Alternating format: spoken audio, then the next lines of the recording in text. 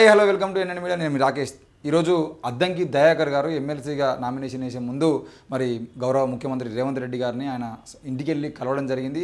ఆయనకు టికెట్ ఇచ్చిన సందర్భంగా మరి ఆయనకు సన్మానం కూడా చేయడం జరిగింది. తిరిగి రేవంత్ రెడ్డి గారు కూడా అద్దంకి దయాకర్ గారికి సన్మానం చేసినటువంటి వీడియో మనం చూస్తూ ఉన్నాం. ఏది ఏమైనా కాంగ్రెస్ పార్టీలో ఆయన ఒక క్రమశిక్షణ కలిగినటువంటి కాంగ్రెస్ కార్యకర్త, త్యాగానికి మరో రూపంగా పార్టీకి అండగా నిలబడినటువంటి బహుజన మేధావి. పదవులు ఉన్నా లేకున్నా నిత్యం పార్టీ కోసం, పార్టీ విస్తరణ కోసం, పార్టీని ప్రజల్లోకి తీసుకెళ్లి మొన్నటి అసెంబ్లీ ఎన్నికల్లో కాంగ్రెస్ పార్టీ అధికారంలోకి రావడానికి, అధికారం చేపట్టడానికి ఆయన చేసినటువంటి కృషిని ఎవరూ కాదనలేరు. అద్దంకి దయాకర్ కాంగ్రెస్ పార్టీకి వెన్నుదన్నుగా నిలిచినటువంటి, కాంగ్రెస్ అభ్యర్థుల గెలుపు కోసం అహర్నిశలు కృషి చేసినటువంటి కమిట్మెంట్ ఉన్నటువంటి లీడర్.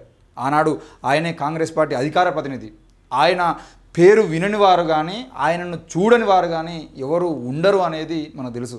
కేంద్రంలో, రాష్ట్రంలో అధికారంలో ఉన్నటువంటి పార్టీల అక్రమాలను, అవినీతిని, కుంభకోణాలను, ఒంటెద్దు పోకడలను ఆయా మీడియా ఛానల్లో, పత్రికల్లో ప్రతిపక్షంగా ప్రజల గొంతుకగా నిలిచి ఎండగట్టినటువంటి తీరు రాష్ట్ర ప్రజలకు తెలియంది కాదు.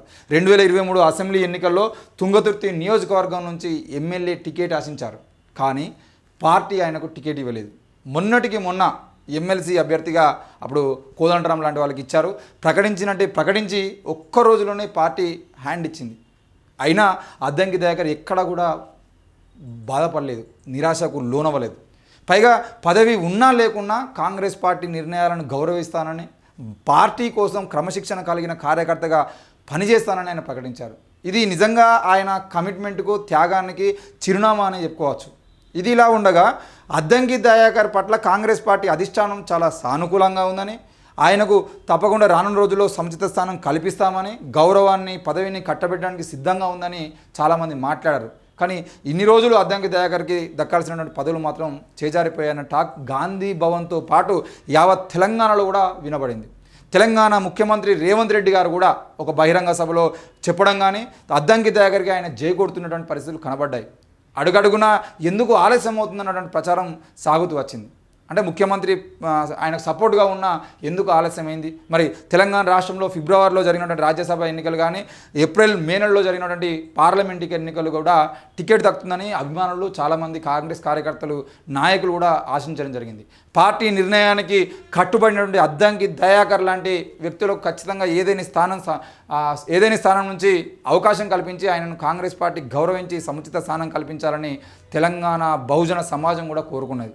అయితే ఆయనకు పలుమార్లు కొందరు కావాలని వచ్చేటువంటి అవకాశాలను కూడా రానివ్వకుండా అడ్డుకున్నటువంటి పరిస్థితులు మనం చూసాం.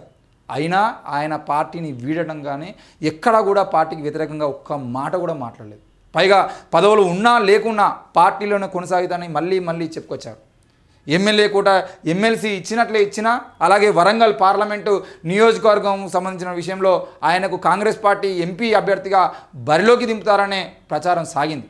కానీ చివరిలో మరి ఏం జరిగింది, ఏం చేశారన్నది ఎవరికి తెలియదు. మరి ఇదిలా ఉంటే రేవంత్ రెడ్డి గారు అయ్యారు. తర్వాత ఆయన అనుకున్నటువంటి కళ నెరవేరిన సందర్భంలో అద్దంకి దయాకర్కు ప్రభుత్వంలో సరైన పదవి ఇస్తే పార్టీకి మరింత గౌరవం పెరగడమే కాకుండా పార్టీ కోసం పనిచేసినటువంటి లీడర్లను, క్యాడర్ను, క్రమశిక్షణ కలిగినటువంటి కార్యకర్తలను కాంగ్రెస్ పార్టీ కంటికి రెప్పలా కాపాడుకుంటుందని చెప్పేసి ఒక సంకేతం పోతుంది ప్రజల్లోకి. తప్పకుండా ప్రజలు మనల్ని గౌరవిస్తారు అని రాజకీయ విశ్లేషకుల అభిప్రాయం కూడా వ్యక్తం చేశారు. గత టీఆర్ఎస్ పార్టీ దళితుడినే ముఖ్యమంత్రిని చేస్తానని మాజీ సీఎం కేసీఆర్ దగా చేసినటువంటి విషయం మనందరికీ తెలిసిందే.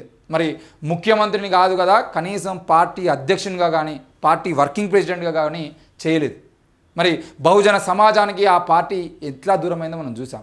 ఈ నేపథ్యంలో కాంగ్రెస్ పార్టీ ఒక అడుగు ముందుకేసి తెలంగాణ ఉద్యమకారుడు, ఎస్సీ సామాజిక వర్గానికి చెందినటువంటి అద్దంకి దయాకర్ను ఎమ్మెల్యే కోట ఎమ్మెల్సీగా నిన్న ఖాళీ అయినటువంటి సందర్భంలో ఆయనకు ఎమ్మెల్సీ టికెట్ ఇచ్చి మంత్రి పదవి ఇస్తే ఇంకా బాగుంటుందని కాంగ్రెస్ పార్టీని యావత్ తెలంగాణ ప్రజలు, బహుజన సమాజం హర్షిస్తుందని చెప్పేసి కాంగ్రెస్ పార్టీ సీనియర్లు, సామాజిక కార్యకర్తలు, రాజకీయ విశ్లేషకులు అందరూ సూచిస్తూ ఉన్నారు. ఎట్టకేలకు కాంగ్రెస్ పార్టీ అద్దంకి త్యాగాన్ని గుర్తించి సముచిత స్థానం కల్పిస్తూ ఆయన సేవలు పార్టీకి అవసరమని భావించి ఎమ్మెల్యే కోట ఎమ్మెల్సీగా ఆయనను ప్రకటించిన సందర్భంగా యావత్ తెలంగాణ ప్రజలతో పాటు ప్రతిపక్షాలు సైతం హర్షం వ్యక్తం చేశాయి.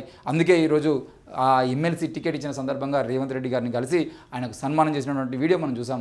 ఏది ఏమైనా పార్టీ కాంగ్రెస్ పార్టీ తప్పకుండా పార్టీ కోసం పనిచేసినటువంటి నాయకులకు సముచిత స్థానం కల్పిస్తుందని మరోసారి రుజువు చేసుకుంది. Thank you.